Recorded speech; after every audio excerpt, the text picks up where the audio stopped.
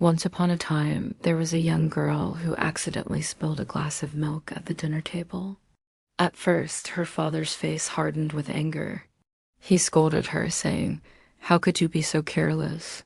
You'll get a spanking if you can't even do something as simple as bringing a glass of milk to the table without spilling it."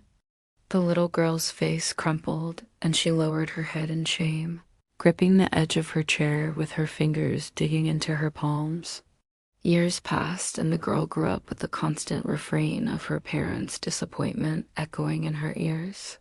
One day, she brought home a report card with mostly good grades, but one C.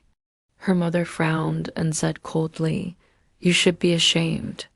This is not acceptable." The girl looked down at her feet, feeling crushed. As she grew older, the girl became a young woman who was determined to succeed at everything she did. But no matter how hard she tried, she couldn't shake the feeling that she wasn't good enough. One day at work, she made a small mistake that her colleague pointed out. She clenched her fists, angry with herself. She whispered, "You're so stupid. You always mess things up." Her colleague, seeing that she was upset, tried to reassure her that it was just a mistake and that she shouldn't be so hard on herself. But she waved him off, glaring at him with self-contempt. Have you ever experienced this? Do you struggle with feelings of guilt and shame whenever you make a mistake?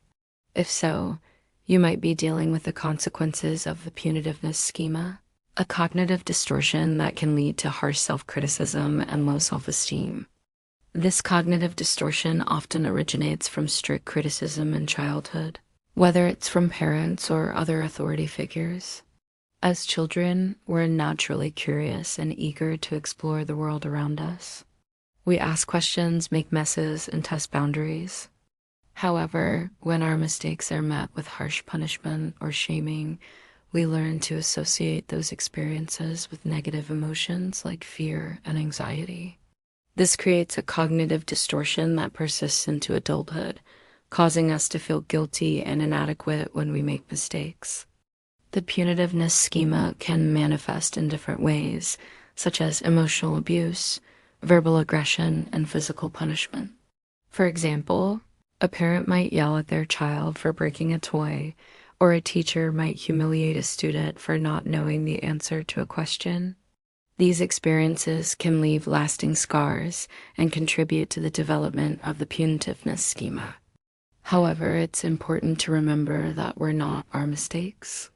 Everyone makes mistakes, and it's how we respond to them that truly matters. By becoming aware of our negative thought patterns and practicing self-compassion, we can break the cycle of shame and guilt. Instead of berating ourselves for our missteps, we can learn to forgive ourselves and move forward with kindness and understanding towards ourselves.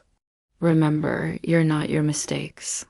You're a valuable and deserving individual who deserves love and acceptance, mistakes and all.